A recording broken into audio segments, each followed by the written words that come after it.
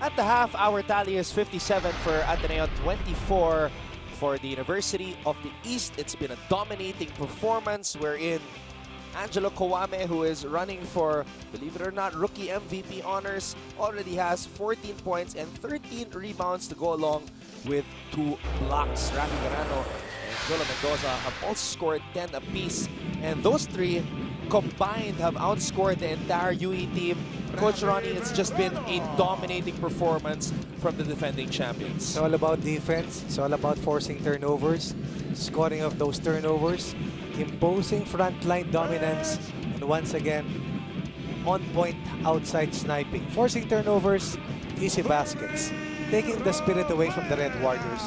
Ateneo was up 29-15 after the first 10 minutes, but after the first half, Ateneo with a commanding 33-point bubble.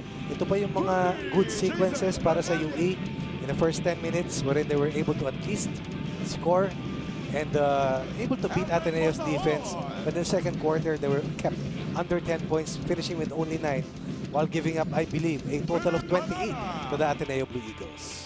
Alvin Pasol is leading the way for UE with 11 points, while Philip Manalang has got 5. We're taking a look at some of the numbers here. UE far from their goal of knocking down at least 10 triples per game. Ateneo 6 out of 17 from beyond the arc. And as you mentioned, the points off turnovers just too many for the Blue Eagles. The top to bottom control and dominance para dito sa Ateneo. Only thing won by UE the first 2 quarters, yung fast break points, only +2. Looking at the numbers, once again, Kwame's name all over the stat lines. Pasaol and Manalang, they were doing their best to keep themselves afloat. But once again, Manalang, Pasaol, Varilla, they are trying their best. Not enough local support. And Ateneo once again running away with a 33-point lead as we head into our third quarter. Coach Ronnie, we mentioned earlier that UE entering this game is on a 4-game losing streak. They could lose their 5th straight game, but let's try to find out what Coach Joe Silva told his players at the dugout. Let's go back to Mix Gomez for this update.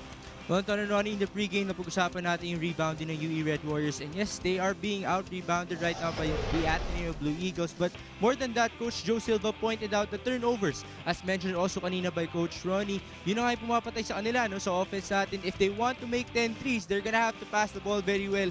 At hindi natin nakita with those turnovers. Dahil dyan, ngayon, ang test for the UE Red Warriors will be their confidence going up against the defending champions. They want to be able to regain that. If they can't win this game, they can probably push, to have good momentum para sa kanilang next matchup against UST. Balik sa inyo, Anton and Ronnie. Thank you very much, Mix. And it seems that Coach Joe Silva is really just trying to keep the positive energy so that they can try to maybe at least come back later on in this game in the second half. But what do you see from the Ateneo side, Coach Ronnie? Why have they been so dominant aside from the things that you just mentioned, yung mga points off turnovers? Well, I believe that Ateneo realized that UE is coming off its second best offensive game in terms of output. They scored 90 points versus FEU 65 points in that first round win. Pero against UP, yung production ng UE pumalo to 81 points. And Ateneo had no intentions of allowing UE UE's offense to propel themselves to stay close dito sa Ateneo. 15 points, +20, +24, eventually ended up as +33. It's all about individual effort. It's all about collective team defense. And it's all about discipline, direction. Once again, para dito sa Ateneo Blue Eagles. 81 points in their last game, Ateneo limiting them to just 24 in the first half. In now 20 minutes, huh? In 20 minutes, Coach. Let's go back to Franny Reyes for this update on the Ateneo side. So Anton, earlier you said that Ateneo is a well-oiled machine, and in the second quarter, we saw them play unselfishly and sharing the ball really well. Right now they're up to 13 assists.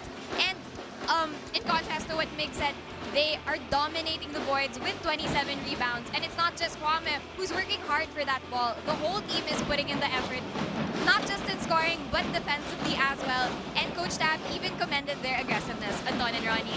Thank you very much, Franny, for that update. It's looking like it's going to be smooth sailing from here on out for Ateneo.